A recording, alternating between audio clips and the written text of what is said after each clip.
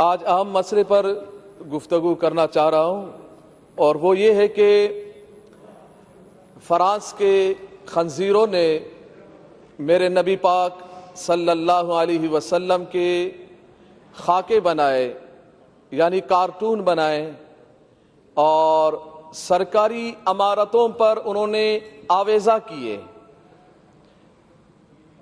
جب سرکاری عمارتوں پہ آویزہ کیا انہوں نے تو یہ مرحلہ عالم اسلام کے منہ پر ایک بہت بڑا تماچا تھا۔ پاکستان میں رہنے والے مسلمانوں کے لیے، دنیا جہان میں رہنے والے مسلمانوں کے منہ پر یہ ایک بہت بڑا تماچا تھا کہ اگر کسی کے باپ کا کارٹون بنایا جائے یا کسی کے ماں کا کارٹون بنا کے چوراہے پہ لگایا جائے، اس کو بہت غیرت آتی ہے، بہت پریشان ہوتا ہے، وہ آپے سے باہر ہوتا ہے کہ کس نے یہ کارٹون بنایا اور کس نے لگایا چوراہے پہ، کون ہے، کیا نام ہے اس کا، مارنے دوڑنے کو لگتا ہے۔ پوچھا جائے کیا ہوا، بولا میرے ماں کی یا باپ کا کارٹون بنا دیا۔ بڑی غیرت کھاتا ہے انسان۔ جب ہمارا عقیدہ یہ ہے، میں تو چاروں طرف سے یہی سن رہا ہوں دائیں بائیں سے کہ نبی اکرم صلی اللہ علیہ وسلم کی عزت پر کوئی دو رائے نہیں ہے، مگر مجھے نہیں سمجھ میں نہیں آ رہا ہے دو رائے کیسے نہیں ہے۔ آپ کی رائیں تو کسی اور طرف جا رہی ہیں، آپ کی رائیں تو یہود و نصارہ کی طرف جا رہی ہیں۔ آپ تو برطانیہ کو خوش کر رہے ہیں، آپ تو یہود و نصارہ کو خوش کر رہے ہیں۔ کہیں برطانیہ ناراض نہ ہو، کہیں امریکہ ناراض نہ ہو، کہیں فرانس ناراض نہ ہو، کہیں یہ کافر یہود و نصارہ ناراض نہ ہو جائے، اور یہ ناراض ہو جائیں گے تو ہم مر جائیں گے، ہم بھوکے مر جائیں گے۔ کیا ہم بھوک سے، اس خوف سے ہم ڈر رہے ہیں؟ بھوکے تو ویسے ہی نہ ڈھال ہے پاکستانی۔ مہنگائی دیکھیں، افلاس دیکھیں، بے روزگاری دیکھیں، ملک کا کیا حال بنا ہوا ہے۔ پھر ہم یہ کہتے ہیں کہ نہیں معیشت تباہ ہوگی۔ نہ، معیشت تباہ تب ہوتی ہے، زندگیاں تباہ تب ہوتی ہے، ملک تباہ تب ہوتے ہیں، اقوام قوم تباہ اس وقت قومیں تباہ ہوتی ہیں جب رسول اللہ کی عزت پر پہرے داری نہ ہو، جب ہم بے غیرت بن جائیں، اپنے کانوں میں ہم روئیہ ڈال دیں اور اس بات کو ہم گوارا کر جائیں کہ میرے نبی کے خاکے بن جائیں، اور ہم آنکھوں کو بند کر لے، زبان کو بند کر لے، کان کو بند کر لے، ہیلے بہانے کرے کہ ملک تباہ ہو جائے گا، ہم تباہ ہو جائیں گے، معیشت ختم ہوگی۔ نہ، پیدا کرنے والا میرا رب ہے، رزق دینے والا میرا رب ہے۔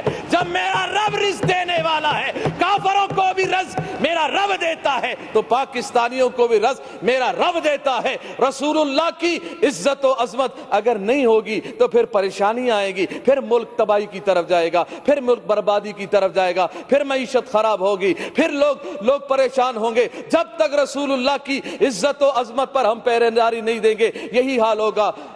اور یہی حال ہوا کہ ہمارا معاہدہ ہوا، جو کہتے ہیں ہم ریاست مدینہ کے دعوے دار ہیں، مگر ہمیں احتجاج کرنا پڑ رہا ہے رسول اللہ کی عزت کے لیے۔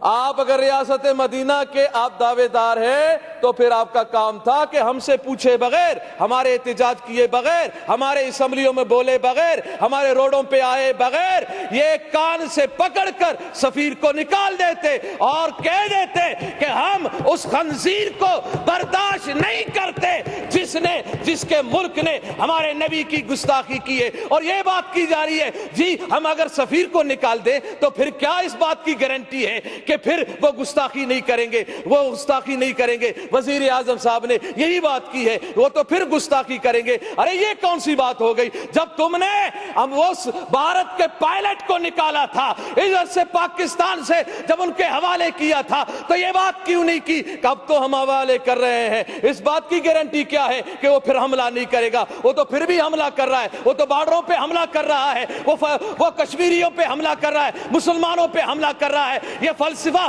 اپنے پاس رکھو، یہ بزدلانہ فلسفہ ہے۔ یہ بزدلانہ فلسفے میں اپنے آپ کو مت چھپائیں، بلکہ رسول اللہ کی عزت کے لیے، غیرت کے لیے۔ وہ نور الحق صاحب نے یہ کہا کہ جی یہ تو علماء و مشائخ سے زیادہ عاشق رسول ہے عمران خان۔ میں نے کہا اتنا بڑا عاشق رسول منت میں کروں کہ گستاخ کو نکالو، منت سماجت ہم کریں، ہاں خون ہم بہائیں، زخمی ہمارے لوگ ہو، پریشان ہم لوگ ہو، FIR ہم پہ کاٹی جائے, مقدمات ہم پہ ہو, اور کہتا یہ ہے کہ میں عاشق رسول ہوں, میں عاشق رسول ہوں. آج اس اسمبلی کے ممبر ہمارے ایک شہزاد بھائی نے کہا میں تو غازی عبد القیوم صاحب کے خاندان سے ہوں, میں اس لڑی سے ہوں. ماشاءاللہ, میں نے کہا بہت اچھی بات ہے, آپ کی رگوں میں تو عاشق رسول کا خون دوڑ رہا ہے. تو ہونا تو یہ چاہیے تھا کہ جب ہم رسول اللہ کی عزت کے لیے روڈوں پہ ہم بیٹھے تھے, پرامن احتجاج کر رہے تھے, آپ کو چاہیے تھا یا تو آپ استعفیٰ لکھ کے دے دیتے رسول اللہ کی عزت کے لیے, یا تو پھر روڈوں پہ ہمارے ساتھ بھی آ کے بیٹھ جاتے. ہم پہ گولیاں بھی چلائی گئی ہے, ہمارے کانوں کی قریب سے گولیاں گئی ہیں, ہمارے نوجوانوں کے ہاتھوں میں اسلحہ نہیں تھے.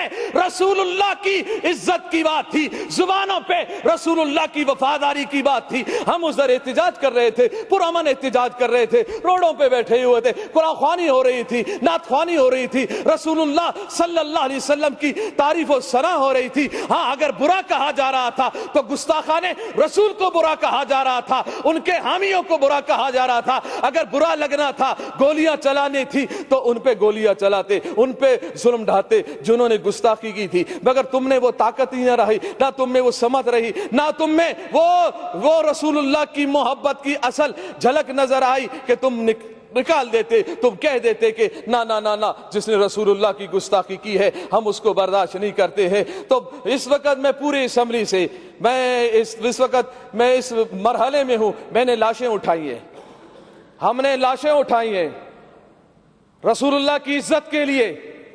ہم نے نوجوانوں کو سینوں پر گولیاں کھاتے ہوئے دیکھا ہے, مگر ہم نے ان نوجوانوں کو تاریخ سلام کرے گی, گولی سینے پہ کھانے کے بعد بھی, چوٹ بہانے کے بعد بھی, زخم برداشت کرنے کے بعد بھی ان کی آخری لبوں پر یہی بات تھی, لبیک لبیک لبیک یا رسول اللہ. اور ان کی زبانوں پر یہ بات تھی کہ یا رسول اللہ, ہم نے اپنی جان تیری محبت میں, تیرے ناموس کی حفاظت میں, ختم نبوت کی حفاظت کے لیے اور اس ملک پاکستان میں نظام مصطفیٰ کو قائم کرنے کے لیے ہم نے جان دی ہے. مجھے یقین ہے انشاءاللہ ان نشستوں پر جو آپ بیٹھے ہیں, انشاءاللہ وقت آنے والا ہے کہ یہاں پر نظام مصطفیٰ کے ماننے والے ہی بیٹھیں گے انشاءاللہ. وہ پھر بات زبردستی نہیں ہوگی, آپ ہمیں زبردستی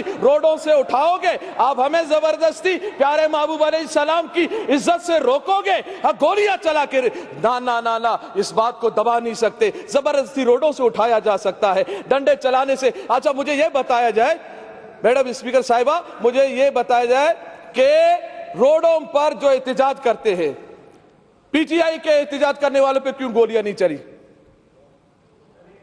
نہیں چلی, کہاں ہے, کدھر چلی ہے, کہاں ہے تمہاری لاشیں؟ سٹاپ نہیں کریں, آپ ڈسٹرب نہیں کریں. کوئی اگست کی لاشیں نہیں ہے, ان پہ کیوں گولیاں نہیں چلی؟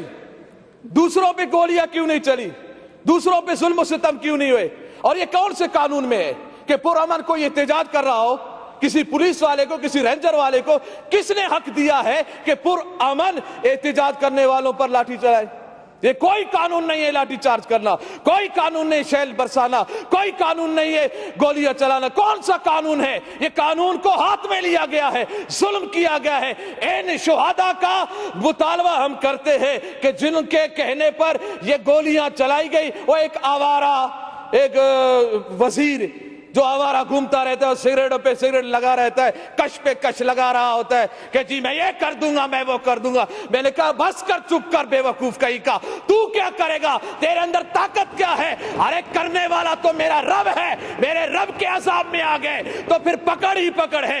ان بطش ربک لشدید, تیرے رب کا پکڑ بہت سخت ہے, چیخیں نکلیں گی. یہ 2 دن کی کرسی ہے, اس ہوس میں مت رہو, اس ہوس میں مت رہو کہ ہم 2 دن ہمارے پاس حکومت ہے, طاقت ہے, اس طاقت کے بل بلتے پر ہم جو چاہیں جیسا چاہے کرتے رہیں گے. ہم عہد شکنی کریں, ہم رسول اللہ کے غلاموں پر گولیاں چلائیں, نا نا نا, یہ گستاخی یہ رسول کو ہم کبھی برداشت نہیں کریں گے. تو ہمارا معاہدہ تھا اور اس میں یہی بات ہے اہم کہ پیارے محبوب علیہ السلام کی جو گستاخی کی ہے فرانس نے، اس کے سفیر کو ملک بدر کیا جائے گا۔ ہم اس جملے جب یہ اتنی بات ہو گئی، ہمارا کون سا بڑا مطالبہ تھا؟ اتنی بات تھی نا کہ سفیر نکالا جائے۔ سفیر نکالنا کون سی بات ہے؟ چھوٹی چھوٹی باتوں پہ بھی سفیر کو نکالا جاتا ہے، ملک بدر کیا جاتا ہے۔ بس اسی دعا کے ساتھ کہ اللہ تعالیٰ پاکستان میں نظام مصطفیٰ صلی اللہ علیہ وسلم قائم فرمائے، اس کے اسباب و ذرائع بتائے، اور اللہ تعالیٰ دین دشمنوں کو نیست و نابود فرمائے۔ لبیک لبیک لبیک یا رسول اللہ، لبیک لبیک لبیک یا رسول اللہ۔ تاجدار ختم نبوت زندہ باد زندہ باد، من سب نبیان فاقتلوہ۔